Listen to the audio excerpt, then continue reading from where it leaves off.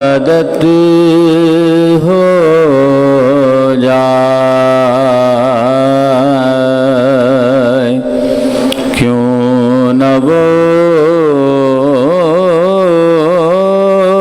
قبلہ ارباب ارادت ہو جائے اس کی خود اپنی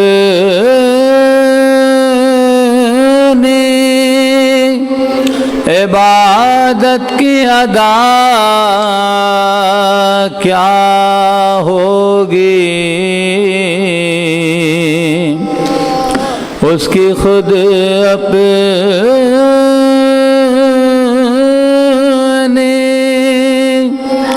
عبادت کی ادا کیا ہوگی جس کے چہرے پر نظر کرنا عبادت ہو جائے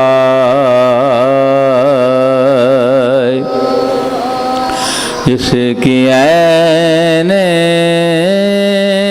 حرم درود پڑھیں محمد وآل محمد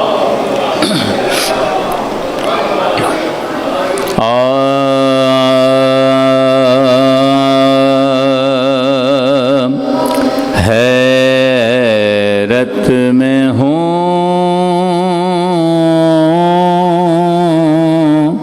کیوں جہان میں آیا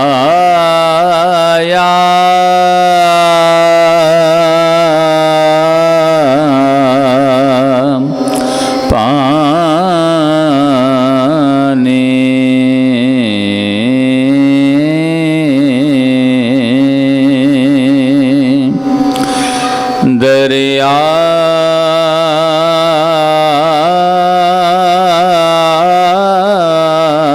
میں کس لیے ہے سمایا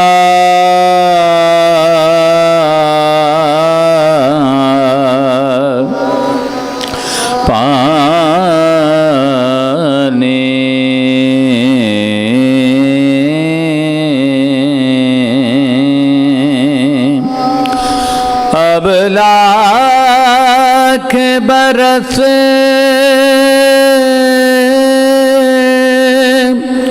اب برسے تو کیا اب لاکھ برس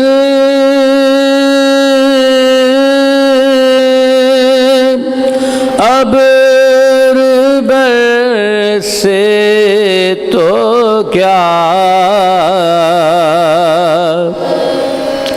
شبیر نے مرتے دم نہ پایا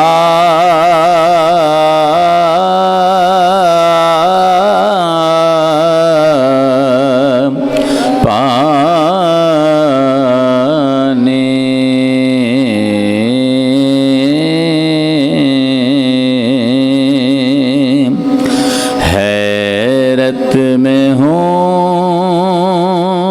سورہ فاتحہ صلی اللہ علی محمد وعلی محمد بسم اللہ الرحمن الرحیم الحمدللہ رب العالمین الرحمن الرحیم مالک صراط المستقیم غیر المغضوب علیہم ولا الضالین قل واللہ احد اللہ الرحمن الرحیم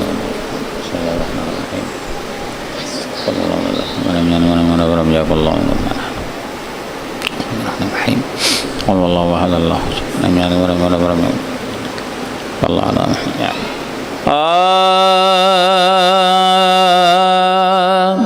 جب لٹ کے کربلا سے اسیر ستم چلے سجاد سر برہنا بادرد و علم چلے روتے سروں کو پیٹتے پابند غم چلے زینب نے لاش شیخ سے کہا بھائی ہم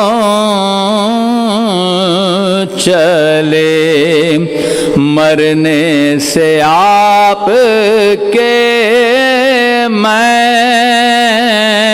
یہ ایذا اٹھاتی ہوں دربار میں یزید کے سر ننگ جاتی ہوں ہے میرے مسافر کرب و بلا حسین ہے میرے غریب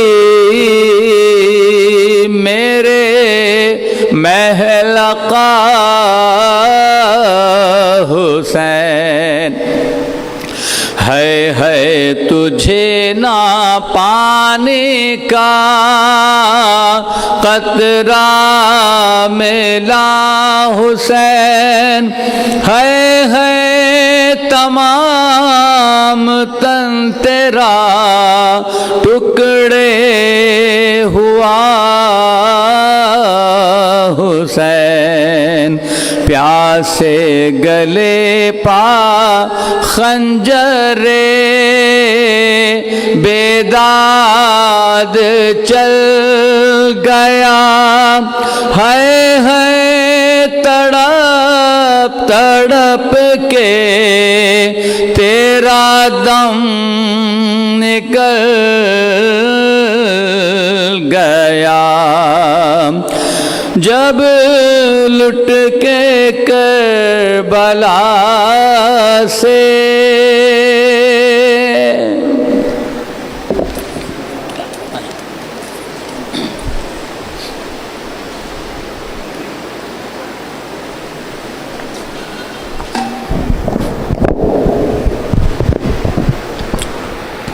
جزاک اللہ. ہم انتہائی شکرگزار ہیں ادارے تربیت سوسکانی کے کہ انہوں نے سوسکانی کا فرائض انجام دیا. میں گزارش کروں گا برادر کمیل عباس سے برادر کمیل حسین سے کہ وہ آئیں اور سلام کے فرائض انجام دیں. بر محمد و آل محمد صلوات.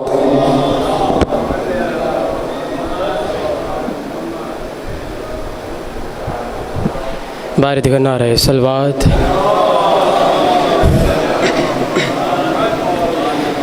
حضور ایک مطلع ایک شعر اس کے بعد کلام کے چند اشعار ایک بار مل کے درود پڑھنے محمد و آل محمد پر.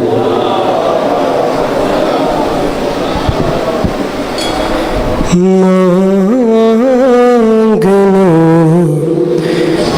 والوں کے دل کو یہ یقین ہے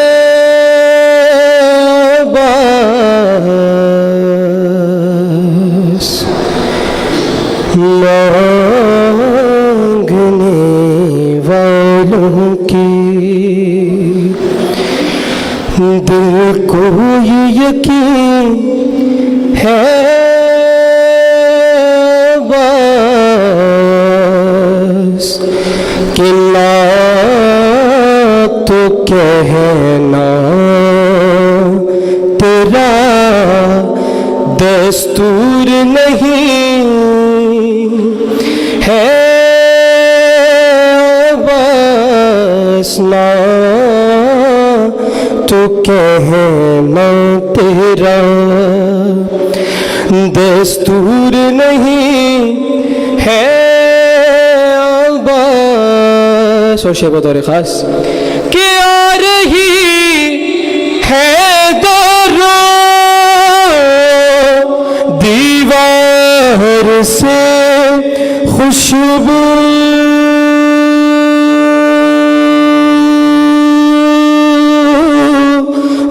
وفا آ رہی ہے درو دیوار سے خوشبو وفا ایسا لگتا ہے کہ اس وقت یہی ہے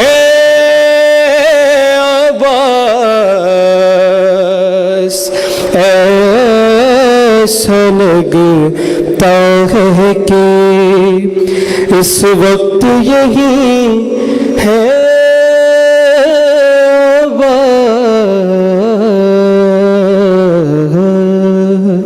درود پڑھیں محمد و آل محمد. حضور سلام کی چند اشعار آپ کی سماعت میں بار دیگر نعرہ صلوات.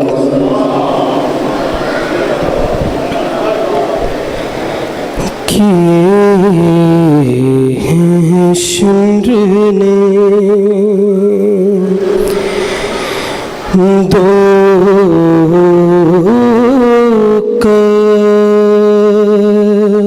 قتل ایک خنجر سے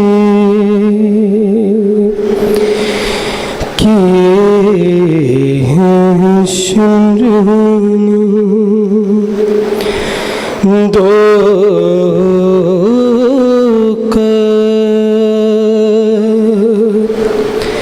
ایک خنجر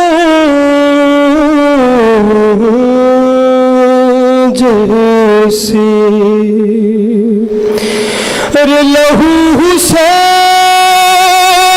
کا پہنچا لہو حسین کا پہنچا بہو کی چادر سے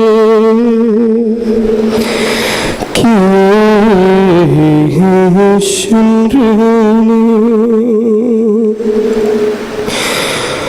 غریب زہرا وہی روتے روتے مر جاتا غریب زہرا وہی روتے روتے مر جاتا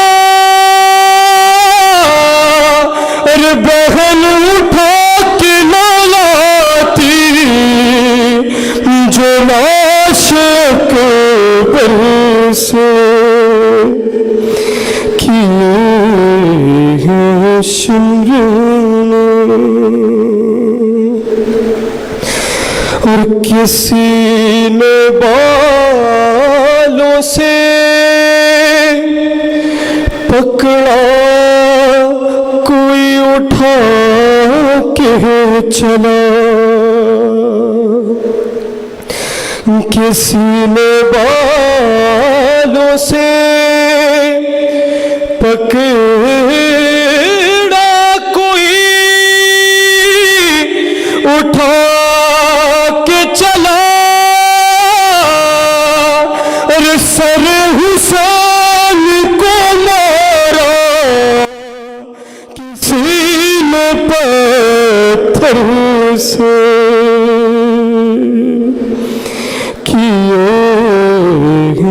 شمر نے لب حسین پہ ہنس ہنس کے مارتا تھا چھڑی لب حسین پہ ہنس ہنس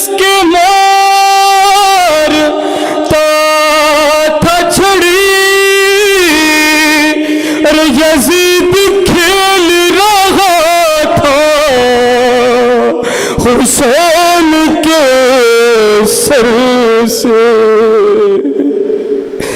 کیے ہیں شمر نے دو قتل ایک خنجر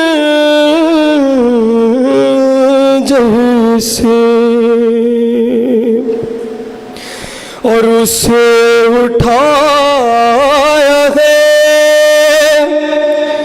بابا کی لاش سے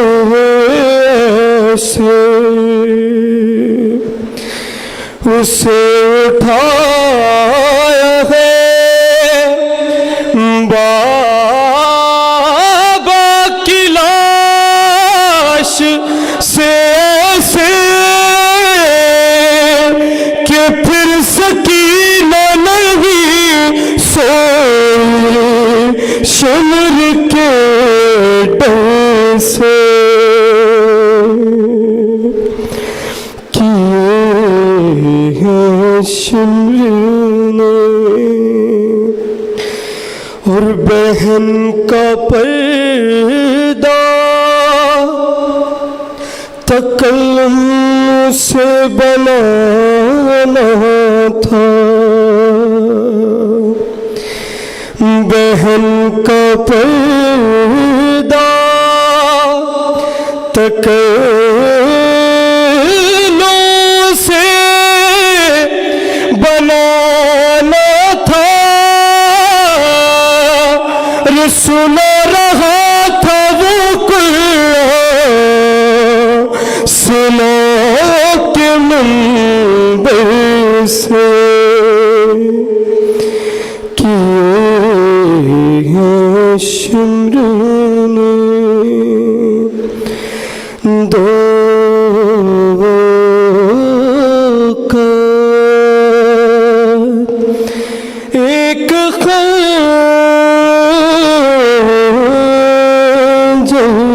سے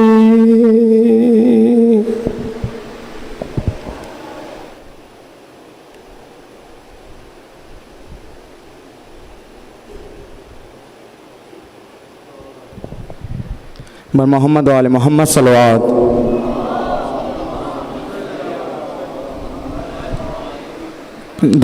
ماشاء اللہ جزاک اللہ ہم انتہائی شکر گزار ہیں برادر کو محل فین کے کہ انہوں نے اشرف ثانی کی ساتھی مجلس فیضہ کے سلام کے فرائض انجام دیا. میں باللہ کی بھی تاخیر گزارش کروں گا اشرف ثانی کی ساتھی مجلس فیضہ کے خطابت کے لیے حجت الاسلام والمسلمین قبلہ مولانا فیض شجاعت جدی سے کہ وہ آئیں اور اپنے عنوان امام حسین صاحب امام حسین کی خصوصیت پہ آپ تمام مومنین سے گفتگو فرمائیں. بر محمد و آل محمد صلوات.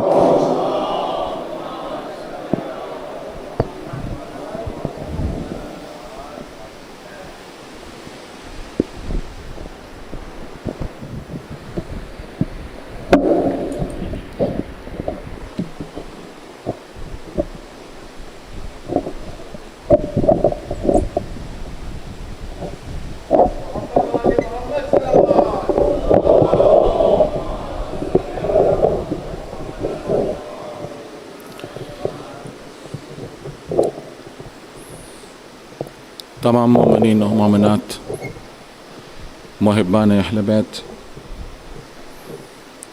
وہ تمام عزادار جو سال قبل ہمارے ساتھ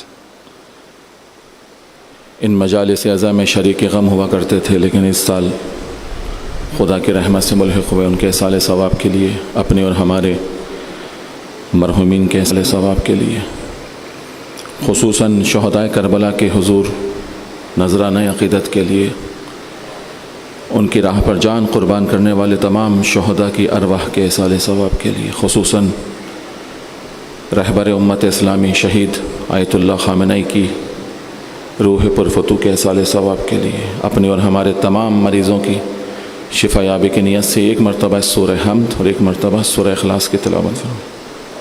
بسم اللہ الرحمن الرحیم.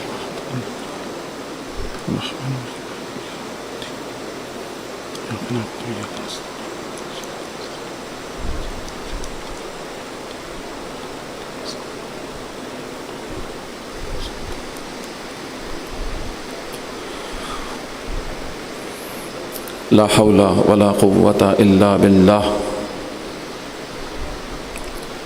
العلی العظیم.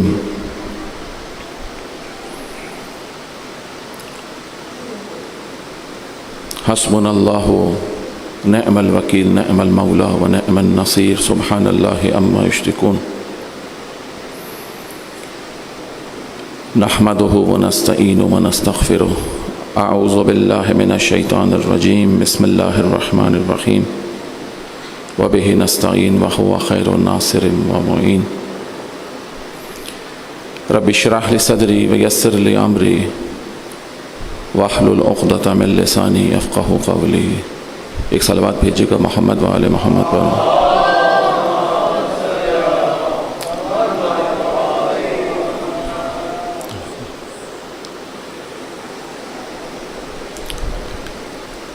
اعوذ باللہ من الشیطان الرجیم. بسم اللہ الرحمن الرحیم. الحمد للہ رب العالمین بارئ الخلائق اجمعین. الحمد للہ الذی لا یبلغ مدحتہ القائلون ولا یحصی نعماءہ العادون ولا یؤدی حقہ المجتہدون. الذی لیس لصفتہ حد محدود ولا نعت موجود ولا وقت معدود ولا اجل ممدود. فطر الخلائق بقدرتہ ونشر الرياح برحمته. ثم الصلاة والسلام على الرسول المسدد المصطفى الأمجد المحمود الأحمد سيدنا ونبينا ومولانا ومولى الكونين جد الحسن والحسين أبي القاسم المصطفى محمد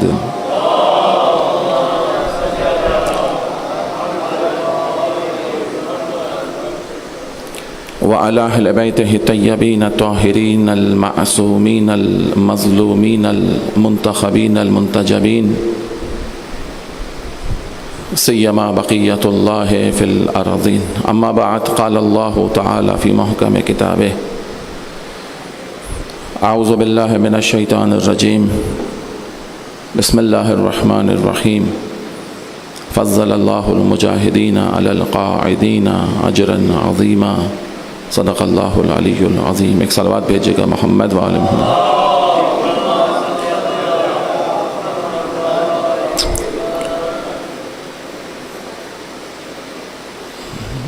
بہرحال بہت مشکل ہوتا ہے کہ جس محفل میں علماء تشریف فرما ہوں وہاں پہ ایک طالب علم اپنے عرائض جو پیش کر سکے. جناب حجت الاسلام والمسلمین مولانا جمال حسین شہیدی صاحب، میں اگر فراموش نہیں کر رہا نام، تشریف فرمائیں. اور بندے کے لیے حوصلہ افزائی کا باعث بھی ہے. اور بہرحال امام حسین علیہ السلام کے وجود گرامی سے سجایا گیا یہ دسترخوان، اس کی خاصیت یہ ہے کہ اس دسترخوان پر بیٹھ کر امام معصوم بھی فیض حاصل کرتا ہے.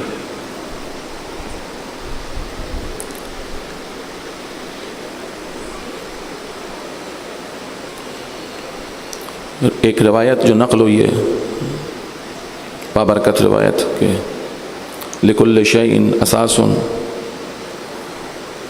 و اساس الاسلام حبنا اہل البیت علیہ الصلوۃ والسلام، کہ ہر شے کے لیے ایک اساس ہوتی ہے، ایک بنیاد ہوتی ہے، ایک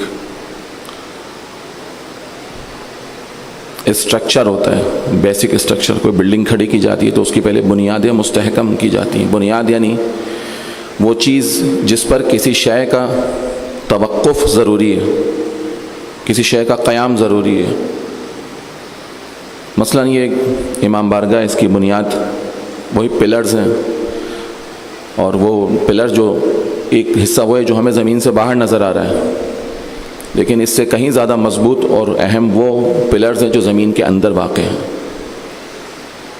اگر ان پلرز کو مضبوط نہ کیا جائے تو یہ عمارت کتنی ہی زیادہ مضبوط بنانے کی کوشش کی جائے، کتنی ہی زیادہ خوبصورت بنانے کی کوشش کی جائے، کتنی ہی زیادہ مختلف خصوصیات کے اعتبار سے اس عمارت کو اچھے سے اچھا بنانے کی کوشش کی جائے، لیکن وہ پلرز جو زمین کے اندر ہیں، یعنی وہ بنیادیں، وہ اساس، اگر وہ مضبوط نہ ہو تو یہ زمین یہ ایک بلڈنگ اپنی تمام تر خصوصیات کے ساتھ ڈہ جائے گی، ختم ہو جائے گی۔ روایت کا ایک مفہوم تو یہ ہے کہ انسان جتنی بھی اچھی نمازیں پڑھ لے، جتنے بھی اچھے روزے رکھ لے، اسلام پر تمام تر شرائط کے ساتھ عمل کرنے کی کوشش کرے، بہترین قسم کا مسلمان ہو، لیکن اگر اس کے دل میں محمد اور آل محمد کی محبت نہ ہو، یہ اس عمارت کی مانند ہے کہ جس کی بنیادیں نہیں ہیں۔ ایک مفہوم تو یہ ہے جس کا مصداق عموماً دوسری طرف جاتا ہے، وہ افراد کے جو اہل بیت اطہار علیہم السلام سے دور ہیں۔ لیکن بندے کے خیال میں ایک دوسری جہت سے بھی اس روایت پہ نگاہ ڈالی جا سکتی ہے۔ امام فرماتے ہیں کہ اساس الاسلام حب اہل البیت، اسلام کی اساس ہم اہل بیت کی محبت ہے۔ اس سے مراد یہ کہ اسلام کی اساس یعنی اسلام جہاں سے شروع ہوتا ہے وہ اہل بیت کی محبت سے شروع ہوتا ہے۔ لہٰذا اگر کسی کو اسلام کی عمارت واقعی تعمیر کرنی ہے تو اس کو فقط محبت کے مرحلے میں رک نہیں جانا چاہیے، یہ تو پہلا درجہ ہے، محبت امیر المومنین، محبت محمد و آل محمد۔ اس پہلے مرحلے کو اچھا سا، کامل سا، بہترین سا ایجاد کر کے اس کے بعد محبت اہل بیت سے ولایت اہل بیت کی طرف آنا ہے۔ ولایت اہل بیت دین کے حقیقی سٹرکچر کا نام ہے۔ یہ ولایت اہل بیت ہے جو نمازوں کو زندگی عطا کرتی ہے، روزوں کو زندگی عطا کرتی ہے، ہمارے دین کو زندہ کرتی ہے۔ ورنہ وہ دین جس میں سب کچھ ہو لیکن ولایت اہل بیت نہ ہو، وہ دین ایک مردہ دین ہے۔ لہذا اب دیکھیں پیغمبر اکرم صلی اللہ علیہ نے روایت میں نقل فرمایا کہ اے علی، اگر کوئی شخص اپنی پوری زندگی روزوں میں گزارے، اپنی راتیں نماز شب میں گزارے، اپنی زندگی کا ہر روز حج میں گزارے، وہ حج کے جو انسان پیدل چل کر انجام دیتا ہے مشقتوں کے ساتھ، سونے اور چاندی کے پہاڑ خدا کی راہ میں صدقہ دے، صفا و مروہ کے درمیان مظلوم قتل کیا جائے، اتنی ساری خصوصیات جمع ہو جائیں، لیکن یا علی اگر ایسا مسلمان اس کے دل میں آپ کی محبت نہ ہو، اگر ایسا مسلمان ان تمام زحمتوں کے ساتھ آپ کی ولایت کا قائل نہ ہو، جنت تو دور کی بات ہے، پیغمبر فرما رہے لم یشم رائحۃ الجنہ، جنت کی بو بھی نہیں سونگھ پائے گا۔ وجہ کیا ہے؟ اسلام کی بلڈنگ تو کھڑی کر دی ہے لیکن مردہ بلڈنگ ہے، اسٹرکچر تو کھڑا کر لیا ہے لیکن وہ اسٹرکچر جس میں علی کی ولایت کا رنگ نہ ہو، وہ کفر و شرک کی آندھیاں ایسے اسلام کو گرا دیتی ہیں۔ ابھی بھی دیکھنا کفر و شرک کی جو آندھیاں چلی ہیں، ان آندھیوں کے مقابل وہ مکتب کھڑا ہوا ہے جو اہل بیت کا مکتب ہے۔ عصر حاضر کے کافر، ظالم، طاغوت جو ٹینک لے کر، تلواریں لے کر اس وقت مسلمانوں کے مقابلے میں آئے، وہ کہنے کا مسلمانوں کے مقابلے میں آئے، وہ شیعان حیدر کرار کے مقابلے میں آئے، انہیں ساری اسلامی بہنیں تو غفلت کی نیند سو رہی ہیں۔ اس میں ایک تھا اسلامی بھائی جو علی ابن ابی طالب کا غلام ہے، اس کی شجاعت پوری دنیا نے دیکھی، اس کی استقامت پوری دنیا نے دیکھی، اس کی قربانیاں پوری دنیا نے دیکھی۔ وجہ کیا تھی؟ چونکہ ان کے دلوں میں علی کی محبت بھی ہے، ان کی زندگیوں میں علی کی ولایت بھی ہے۔ علی کی محبت اور علی کی ولایت کے بغیر دین ہماری دنیا نہیں بچا سکتا، ہماری آخرت کیا بچائے گا؟ اہل بیت اطہار اس نقطے کی طرف توجہ فرمانے۔ کربلا اسی ولایت کے پرچم کو بلند رکھنے کا ہی تو ایک سلسلہ تھا۔ بہرحال ایک روایت کے ذیل میں چند نکات آئے جو آپ کی خدمت میں عرض کی ہے۔ موضوع گفتگو ہے کہ اصحاب امام حسین کی خصوصیات، کربلا میں سید الشہداء علیہ السلام کے جو اصحاب تھے، کن خصوصیات کی بنیاد پر انہوں نے کربلا میں ریزسٹ کیا۔ جب سارے افراد حسین ابن علی کو تنہا چھوڑ کر چلے گئے، ایک عام سے نماز پڑھنے والے سادے سے مسلمان سے لے کر رسول خدا کے بڑے بڑے صحابہ تک ان میں جرأت نہیں ہوئی کہ یزید کے مقابل قیام کرتے ہیں، قیام نہ کرتے، کم از کم اتنی جرأت ہوتی یزید کے ظلم کے خلاف آواز بلند کرتے، اس کی بیعت کا انکار کرتے، جرأت نہیں تھی۔ حتیٰ ہم نے عرض کیا کہ سید الشہداء کے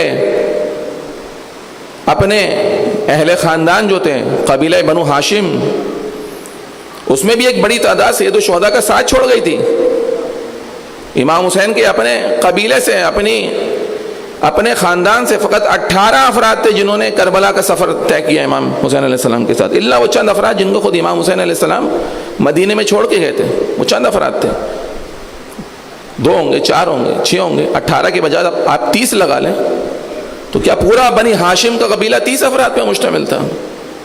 نہیں تھا۔ تو وہ کون لوگ تھے؟ وہ مردان حق جنہوں نے اپنی دنیا سے ہاتھ اٹھا کے اپنے دین کا تحفظ کیا۔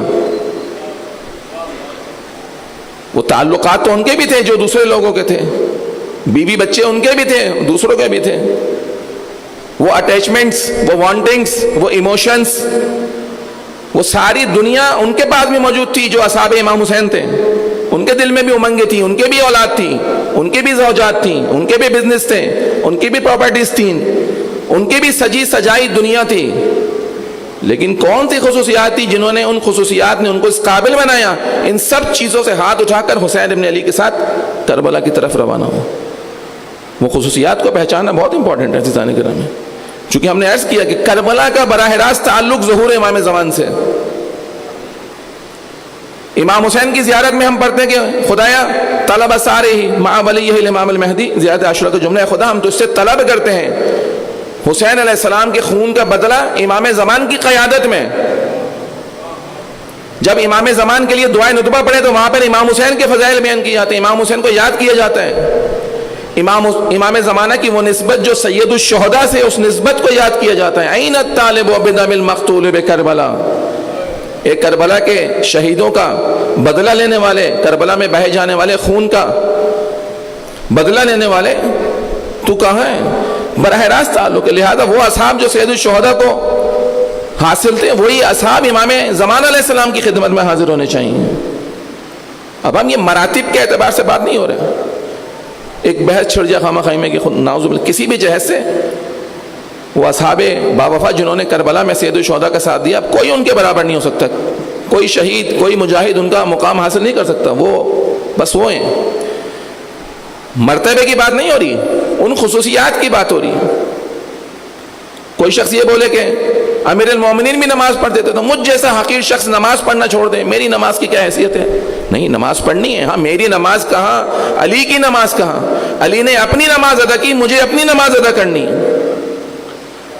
علی نے اپنے روزے رکھے، مجھے اپنے روزے رکھنے۔ کوئی خاتون بولے کہ میری حجاب کی کیا حیثیت ہے؟ حجاب تو وہ تھا جو جناب بی بی دو عالم نے فرمایا، بات درست ہے، بی بی دو عالم نے اپنے حصے کا حجاب فرمایا، آپ کو اپنے حصے کا حجاب انجام دینا ہے۔ مسئلہ مرتبے کا نہیں ہے، مسئلہ اس ذمہ داری کا ہے جو حسین ابن علی نے امام کی حیثیت سے انجام دی اور ہمیں حسین کے چاہنے والے کی حیثیت سے انجام دینی ہے۔ اس ذمہ داری کو اس وقت تک انجام نہیں دے سکتے جب تک ہمیں وہ خصوصیات ایجاد نہ ہو کہ جو کربلا کے شہداء میں موجود تھی، اپنی ظرفیت کے مطابق، اپنی کیپیسٹی کے مطابق، بالکل ویسے جیسے ہم امیر المومنین والی نماز نہیں پڑھ سکتے، امیر المومنین والی عبادت نہیں کر سکتے، وہ تو خود امام معصوم حسرت کیا کرتے تھے۔ لوگ آتے جناب سید سجاد کے پاس، بولتے آقا صلوات بھیجے گا محمد وآل محمد صلی اللہ علیہ وسلم،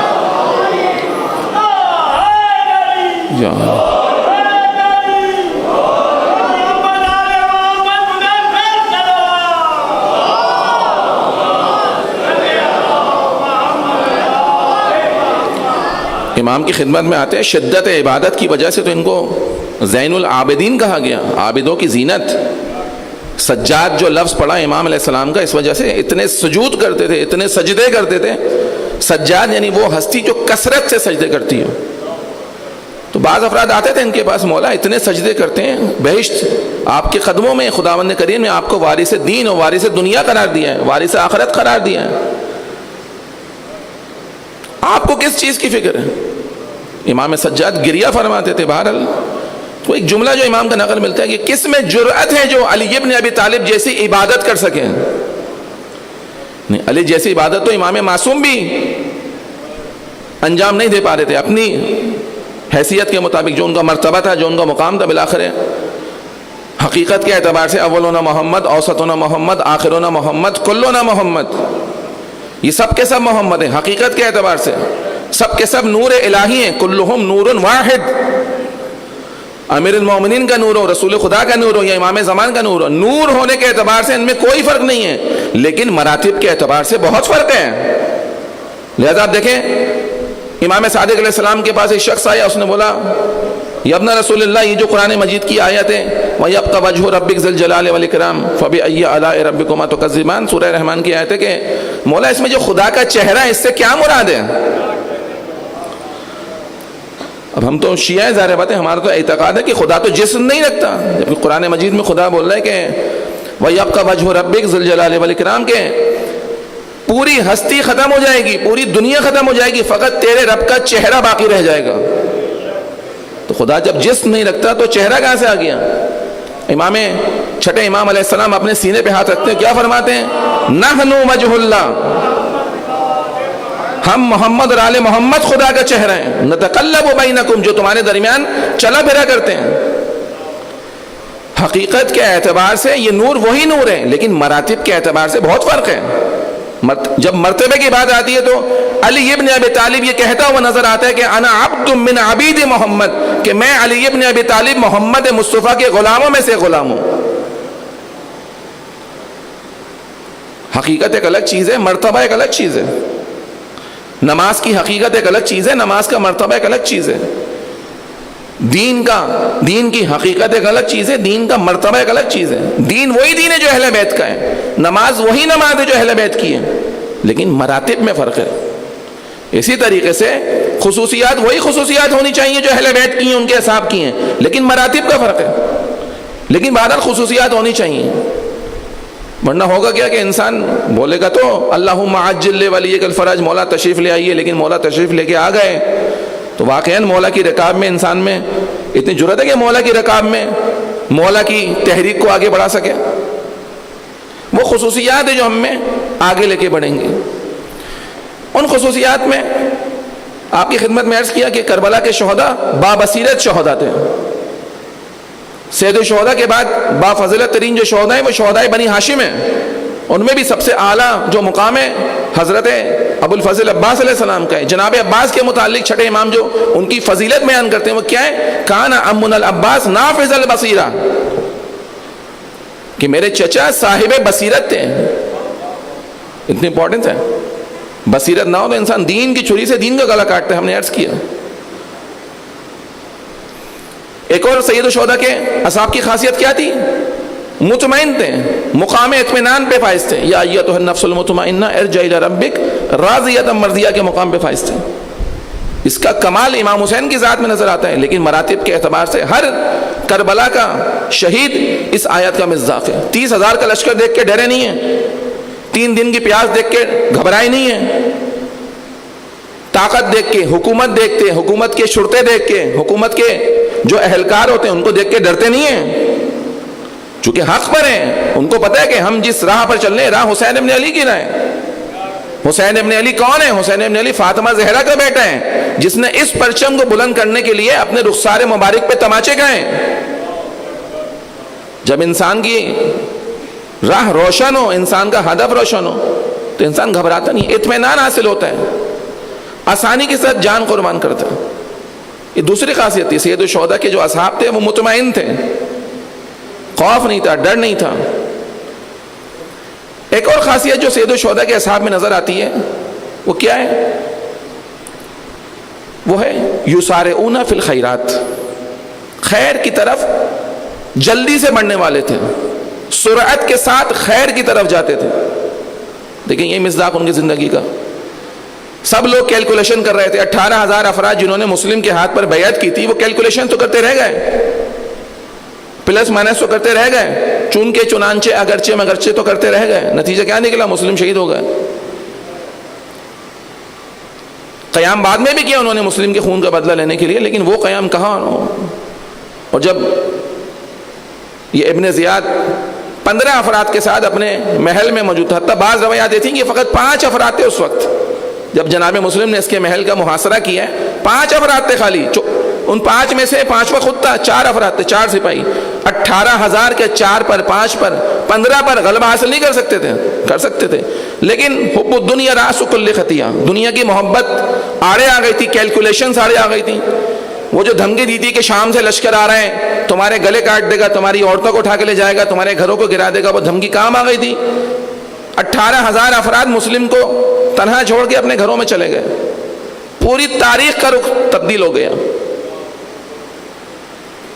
یسارعون فی الخیر نہیں تھے، خیر کی طرف لپک کر نہیں آئے. اگر خیر پر ایمان ہوتا کہ مسلم کی راہ میں جان قربان ہو جائے تو بہشت ہماری منتظر ہے. شہدائے کربلا ایسے نہیں تھے.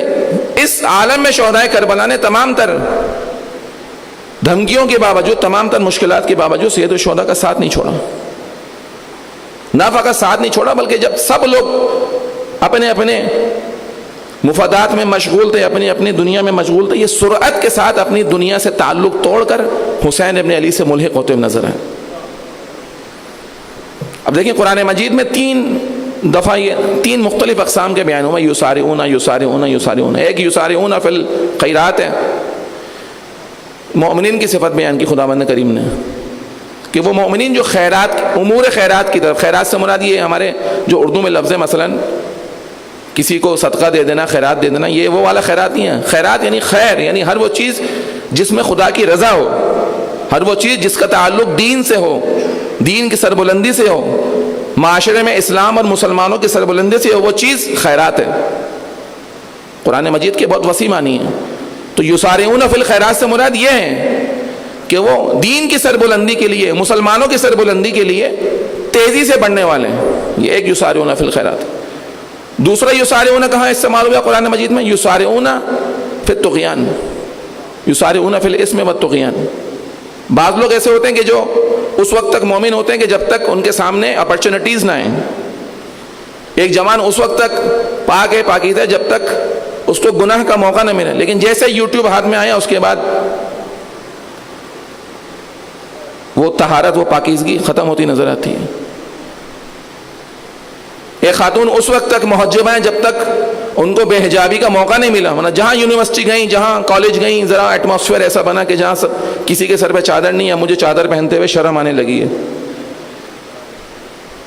پھر ہوتا کیا ہے کہ انسان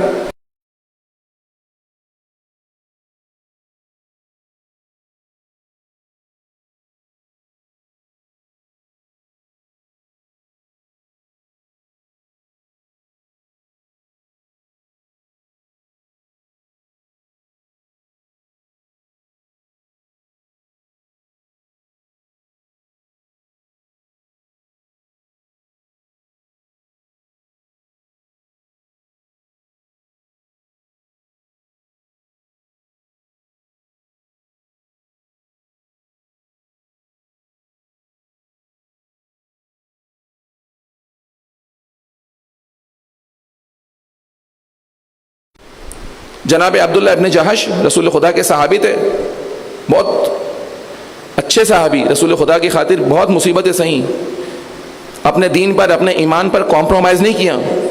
غفار مکہ ظاہر بات